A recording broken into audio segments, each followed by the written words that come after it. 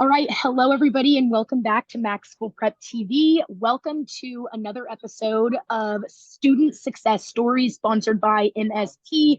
Today, we are welcoming a special guest and actually a friend of mine, Christina Barrow. And I'm really excited to have her here. She is a sophomore at Duke University. She just wrapped up a successful freshman year and also is playing varsity volleyball at Duke University. So, we have a student athlete on our hands, and we're going to have a lot of opportunities to just sort of pick her brain about her Duke experience and how she has sort of made a way for herself from the background that she came from. So, Christina, I'm going to hand it over to you to introduce yourself. Tell us what you're studying, tell us where you're from, and then give us three things that you love to do in your free time that do not include volleyball. Hey everyone, my name is Christina. I am a sophomore, like Mackenzie said, and I'm from Atlanta, Georgia, right next to the airport. So I actually am from Atlanta. Um, I mean, I play volleyball. She kind of gave that whole introduction, but three things I love doing outside of it. One has to be reading. I was a huge reader growing up, and then I just kind of like stopped in high school, and I like recently got back into it, got some good books using my iPad and my Amazon account. So that's been really fun.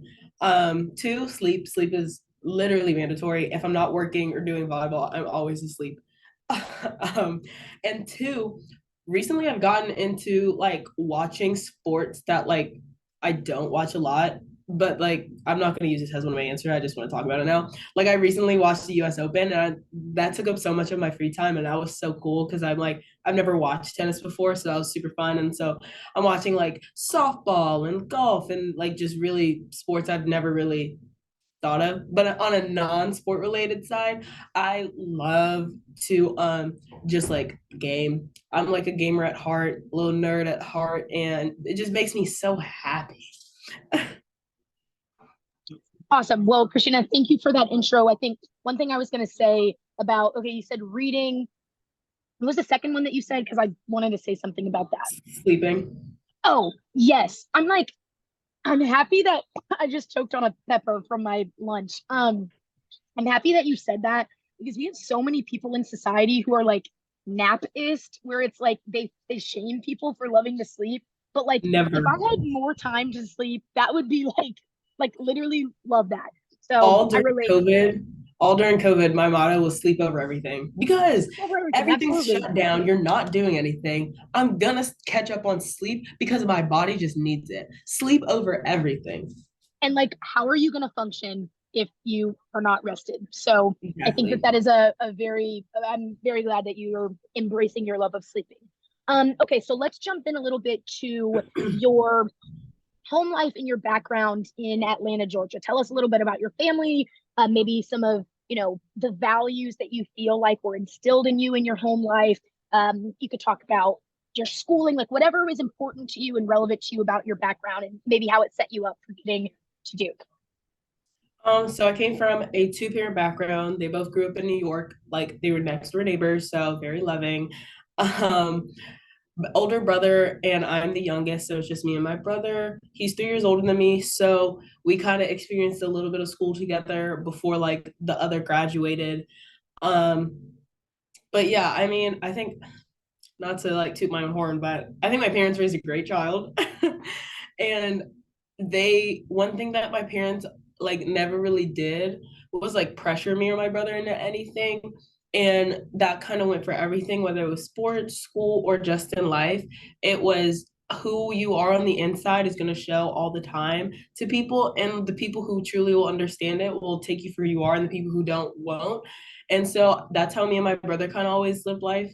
I think like when it came to school, they never pressured us to like, oh, you have to get straight A's. It was always put your best effort. And if you're struggling and we know it's your best effort, like we'll find help. And like it's not a bad thing to ask for help. I think just knowing that from a young age kind of translated to a lot of aspects of my life. And like my brother was always more the artsy, he did music, he was a really good artist, and I was kind of more of like academic and rigid. Like I wanted to go to law school, I wanted to be like a PhD professor. And so it was kind of like me and my brother had the duality of both, but my parents always supported us in both of it. And my brother played basketball, and so when I started playing like soccer and volleyball and all those different sports, like they were always trying to make time for us, and like they really put us forward. And another value I really loved was that they never let us see them upset. One thing was like if they were going to argue, they didn't want us to see it because that's just kind of how they wanted this household to be. Not to tell us like there wasn't problems going on, like we definitely knew there were problems sometimes, but they never wanted to see us, they never wanted us to see them angry with each other, because they, one thing they taught us was like when someone's angry or when something bottles up, that's like not who they are, and that's like not a reflection of who they are as a person. It's just their actions in that time is something that's like changing them. And so I think with like a couple of those values and the ways we were raised up, it kind of like formed me to who I am as a person, especially when it comes to like emotional intelligence and like just being not afraid to ask for help and stuff. Absolutely. And I can definitely, being somebody that's your friend, I absolutely agree that you bring a lot of like what is it, EQ, EI, Yeah. emotional intelligence, EQ to the table. And so it's interesting to just know that how your background informed that. I want you to talk a little bit about your relationship with your brother. I know you didn't mention this, but just from what I know of you, I know that that's like your right hand man. Like that's your best friend. How do you feel like he provided you with maybe mentorship or advice as you were navigating the college app process? I mean, him being 3 years older, how do like what kind of wisdom did he pass down to you that's been really formative for you? So yeah, like you said, my brother, that's my ride or die. I always make the joke he's 3 years older than me, but he's my twin. And it helps because we look very similar and he like looks younger for his age. So we just kind of always grew up with the idea that we were twins. And he's truly just been like my rock growing up. Like he's done so much for me that I don't even know. And he will tell me stories about it today. And I'm like, wait, what? What do you mean? Like I remember one time I was like a baby. I was like taking a nap on the couch and I was like falling off the couch because I was fidgeting. And he like came and like caught me before I fell. And it's like stuff like that. He just like provided a lot of like just a gentle hand in my life when he's 100% like my biggest supporter. Like it sounds terrible, but like a lot of the times people are like, oh, my parents are my biggest supporters, like they make sacrifices. Don't get me wrong, parents sacrifice a lot, but my brother probably was the, he talks about me all the time. Like when I got into Duke, he probably told every single coworker, every single classmate he had, and it's just like he cares so much about me. And honestly, in my life, I just want to like repay him for all that. I'll say some like mentorship and wisdom. He helped me like strengthen my relationship with God early on in life. He wanted to be a pastor for a while, and so seeing how much he was getting into like reading his Bible and like just knowing like a lot of context in the Bible, it like kind of inspired me to take some time off, especially during COVID, to just kind of like learn a little more theology and learn a little bit more of just like the background of the Bible. And so that was honestly truly helpful in my spiritual life. I will say like he was a lot more fluid in school, so he just wasn't, he just didn't know what he wanted, and that's like 100% fine. It was just I was very strict, but he also showed me that it's okay to not be perfect, and I still struggle with that all the time. But like he kind of would always remind me, if you put your best foot forward in school, if your best foot forward was a C, maybe it just wasn't your day, like that's not the end of the world, because one grade doesn't define you, especially like in high school. And so he just always was able to like provide in like very subtle ways that like added up so much that I see now in my life.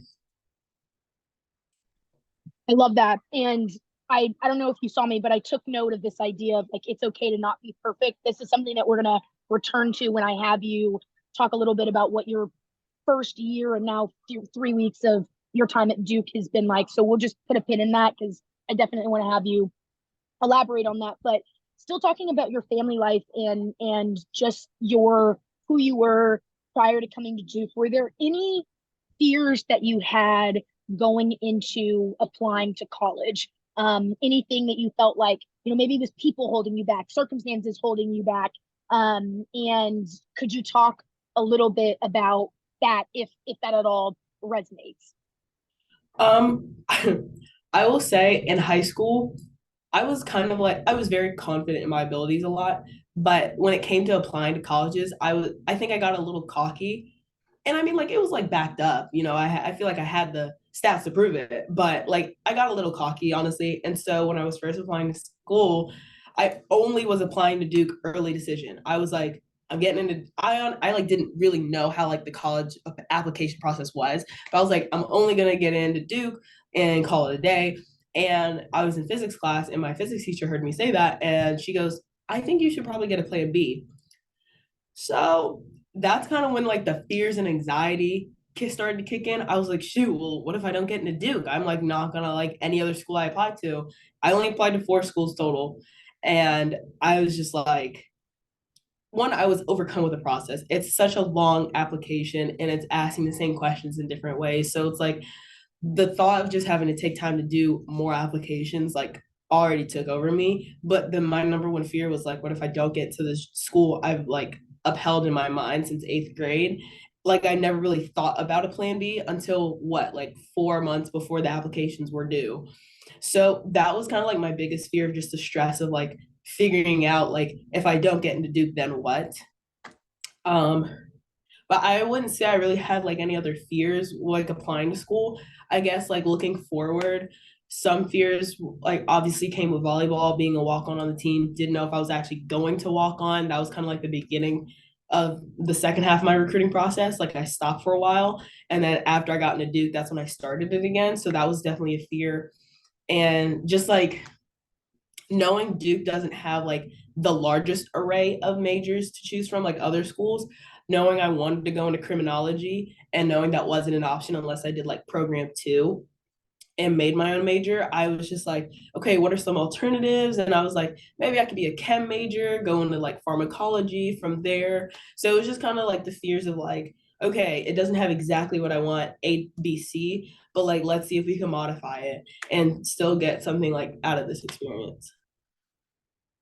Yeah, and I think an important lesson that I hope that people can take away from what you just said is like it's okay to be confident about going into an application process and being like, look, I'm set up with all the requirements, the skills, I have the resume to be able to be an ideal candidate for, a school like Duke. And clearly it worked out for you. Your physics teacher didn't know what she was talking about, right? But I don't think that it is an insult to who you are to always have, like, I mean, that's why there's what's called like target schools, reach schools, match schools, right? Like you want Right. to make sure that you do have a slam dunk, because I mean there have even been scholarships that I've applied to where I'm like, I thought I was a slam dunk, and I got a big fat rejection, right? And that's not a reflection of us, but you've got to make sure that you have other plans in place and aren't completely rigid. I think that's an idea I want to talk about throughout this conversation too. Is I think both of us in some ways struggle with just like rigidity and sticking to the plan,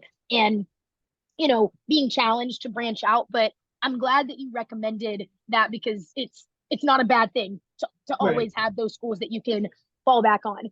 um I want to just ask before we move on to your freshman year and maybe any stressors that you experienced then, what is there any other advice that you want to give to students aspiring to go to places like Duke, or just like as they're navigating the college application process, for things that they should keep in mind to really put their best foot forward?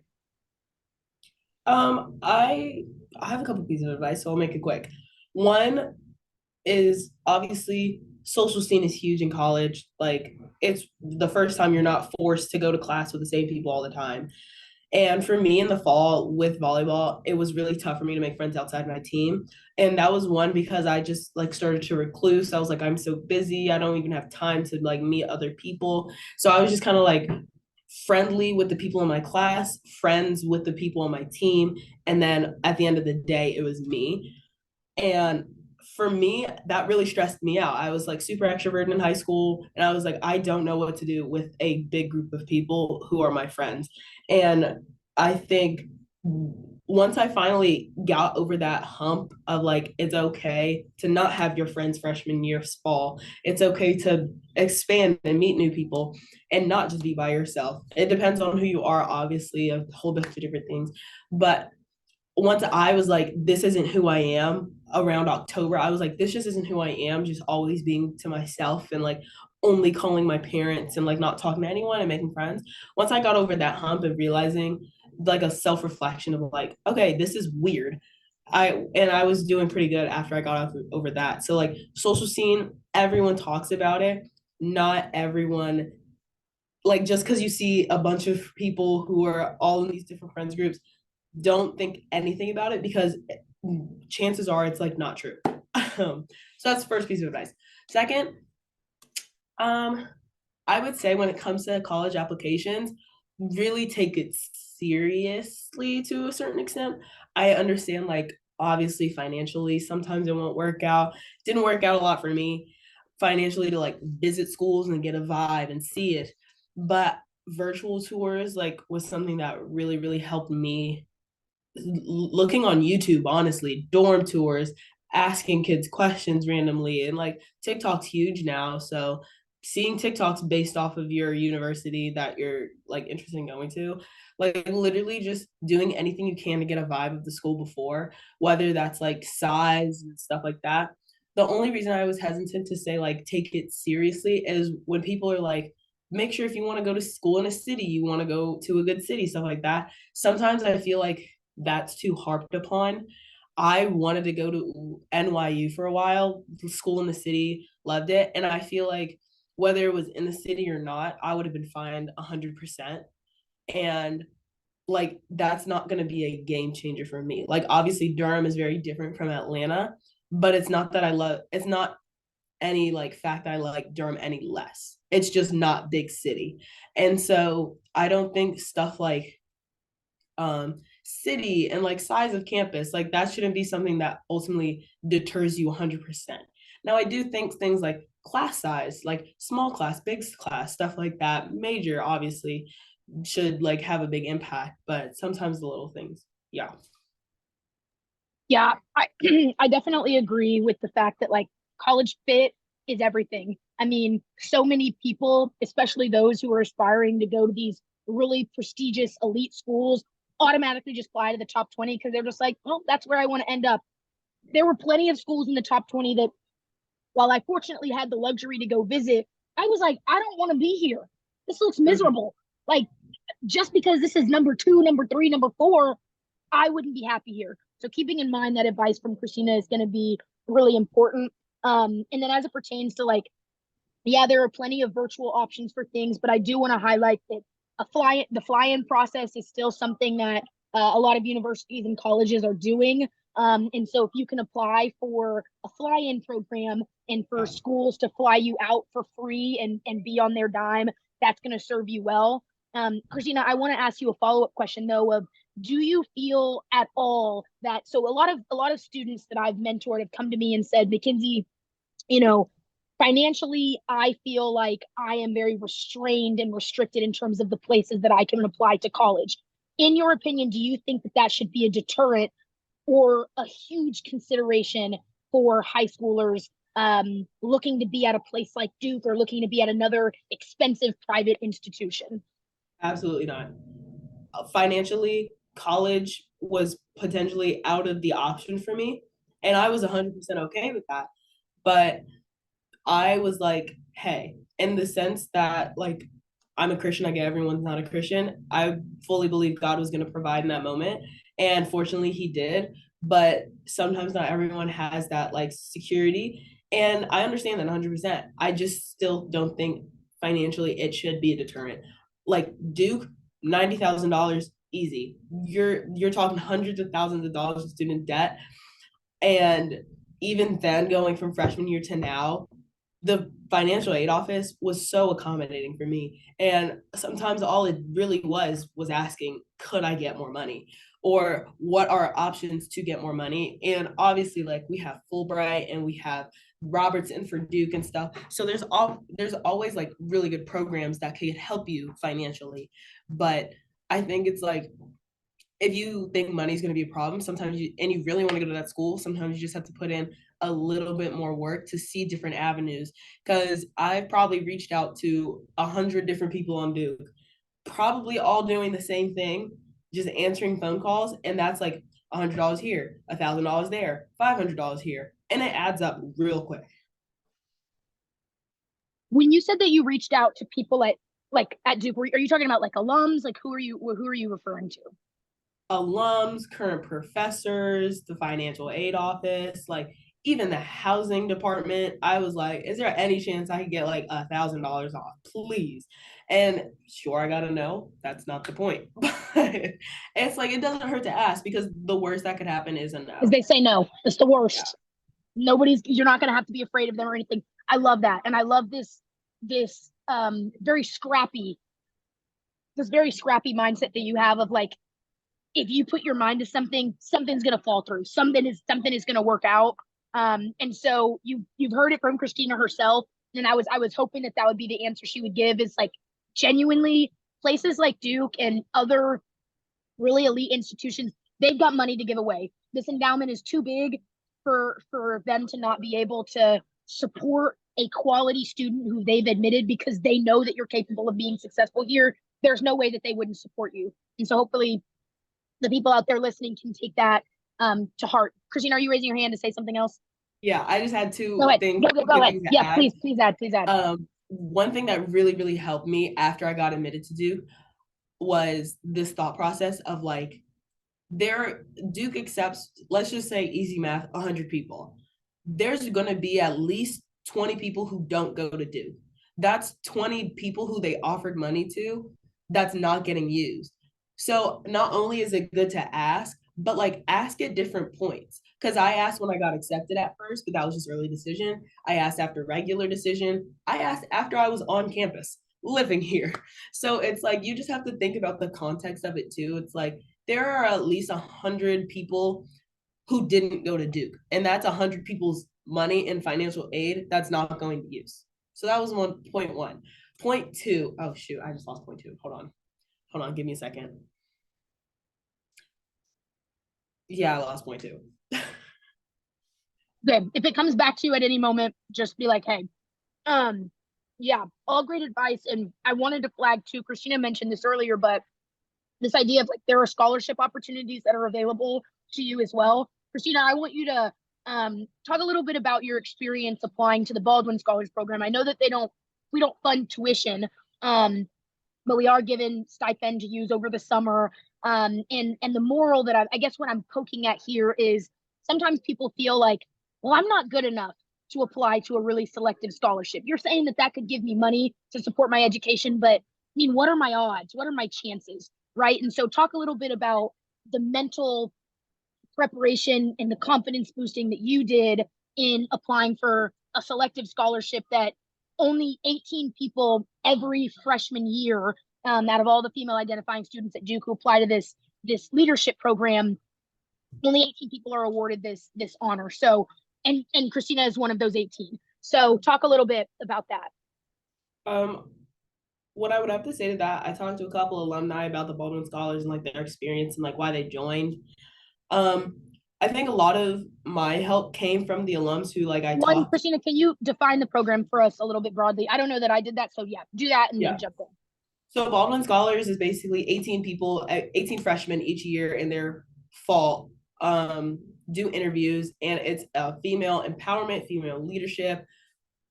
I want to put in air quotes feminism club kind of, and it's a program where we really just advocate for female rights, womanhood, all the great things under that giant umbrella of being a woman.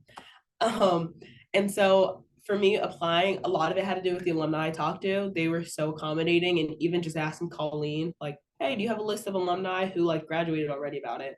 Colleen's the director of the program. Colleen is the Just for director, people. yes. And so just asking her and like sending them my resume, being like, hey, do you think I could be a good fit? And like just honestly grabbing coffee with them, having a conversation with them, and then just getting their vibe, and then me telling them like, hey, like let's be for real, like do you think like this could be a good opportunity for me to even apply for and put mental energy to? And then once I got that like confirmation, it was just like, okay, I don't like this is something I'm passionate about, being women, advocating all this stuff. Like this is something I'm passionate about. I'm gonna go 100%, not force anything. I think that was my biggest thing, was to not force anything in any of the interviews. It's just like you ask a question. If I make a joke and it doesn't land, I thought it was funny, you know? It's just like I'm gonna be myself that entire time.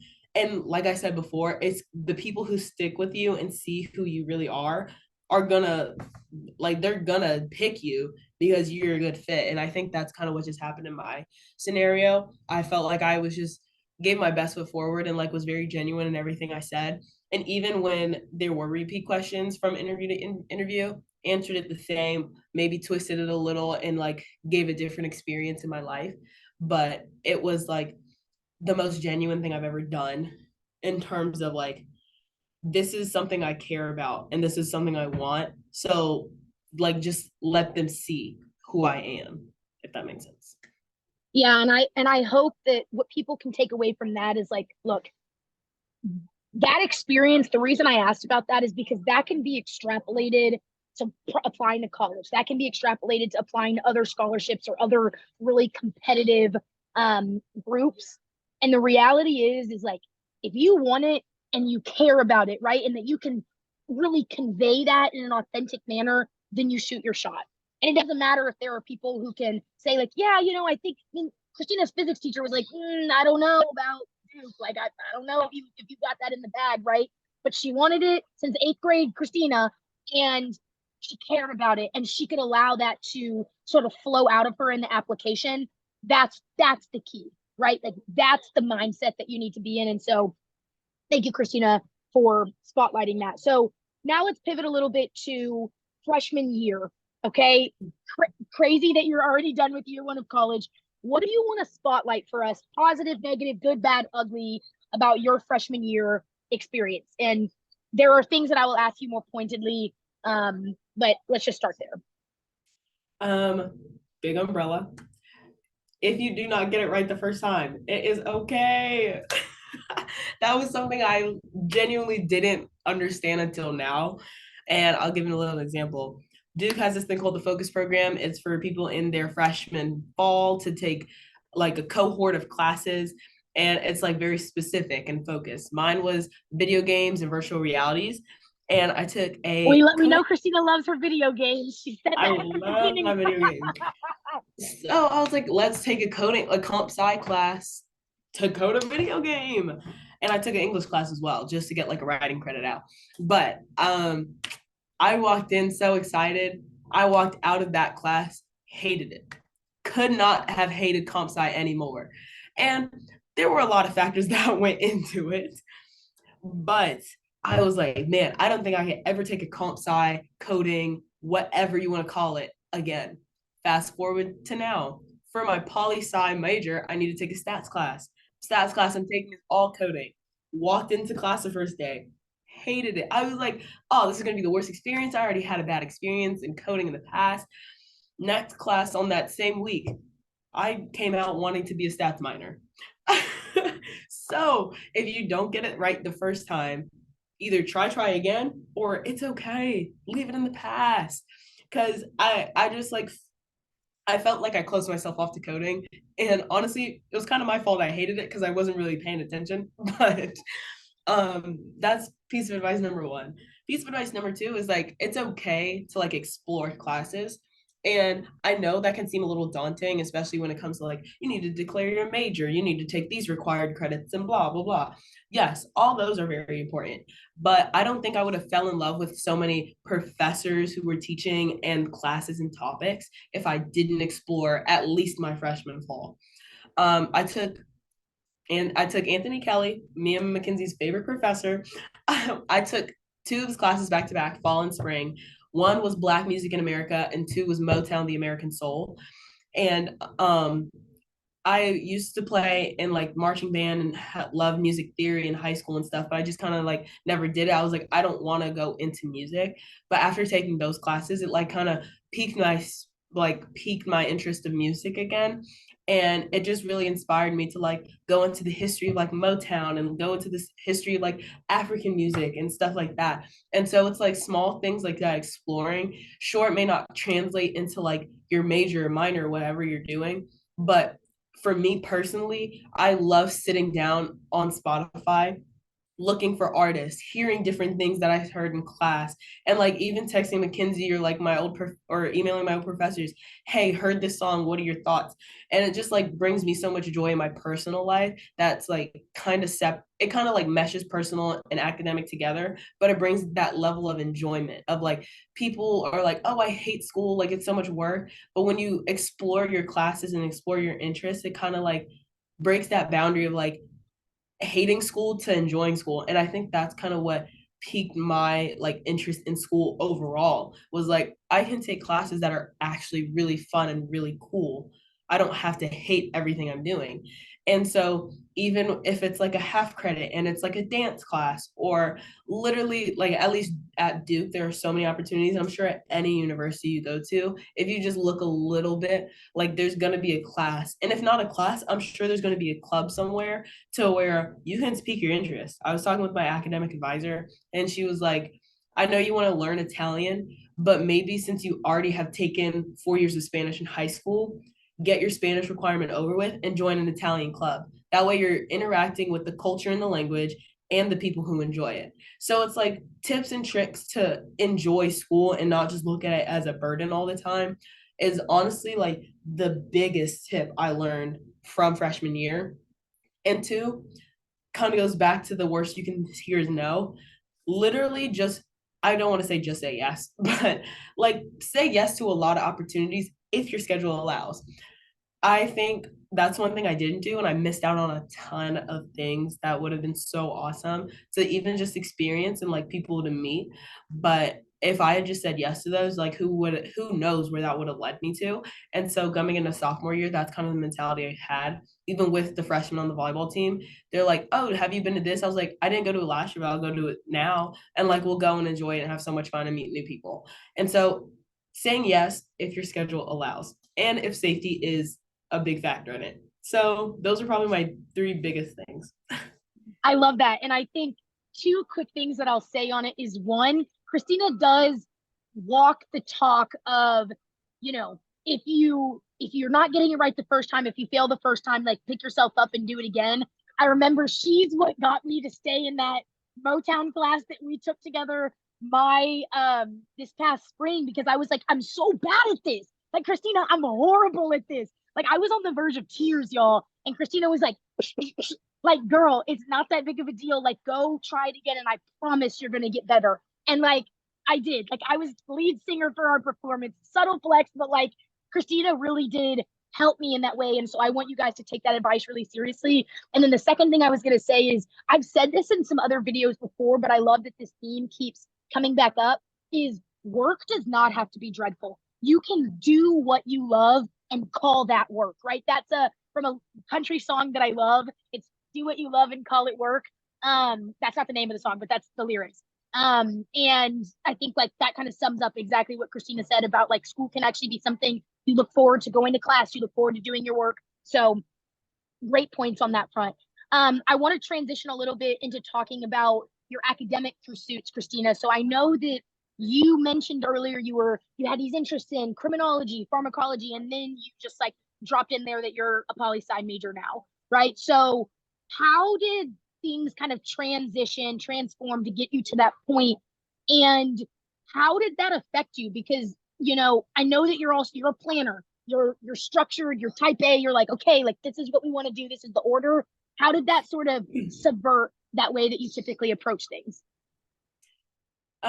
Yeah, so like background, I came in a chemistry major, was gonna eat it up. Chem 101, you had nothing on me. It had something on me. And I think Stop, that's making me laugh.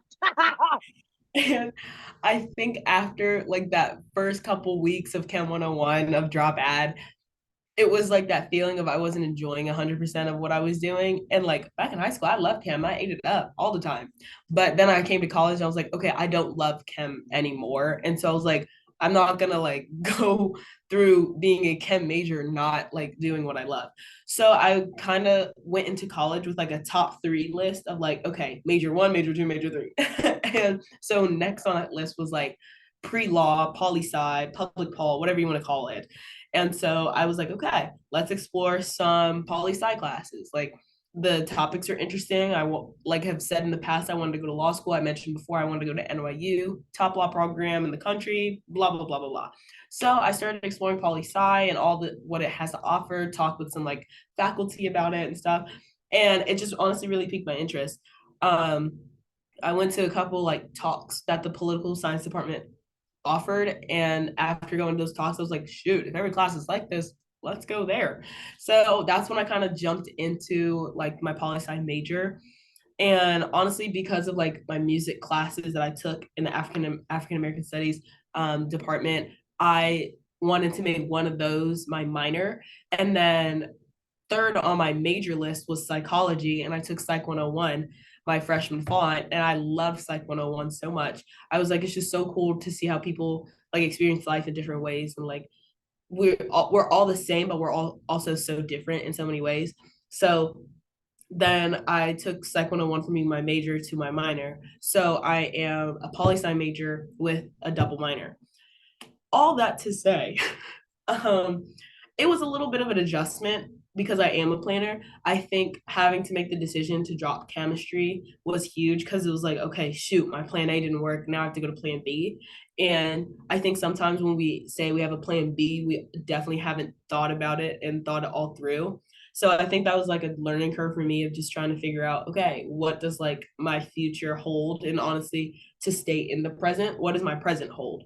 Like, how am I gonna embrace this, and how am I gonna learn as much as possible about this as I can in the moment, and see where I can go from there. And I think honestly, having those backups really helped of just like the top three majors that I would want, because I was able to turn like psych into a minor and African American studies into a minor, to the point where I don't have to make it my all-time focus, but I still have a really big interest in it, and I still can take classes that meet those requirements without having to feel guilty, quote unquote, for exploring classes.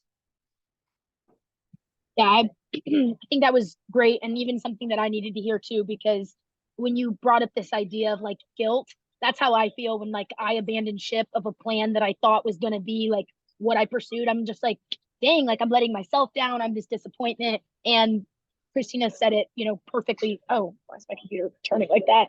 Christina said it perfectly. Like, you don't have to feel guilt for changing and switching course and doing something that's better for you. She may not be eating up chem, but she eating up psych and African American studies and poli sci, right? So find something else to eat up.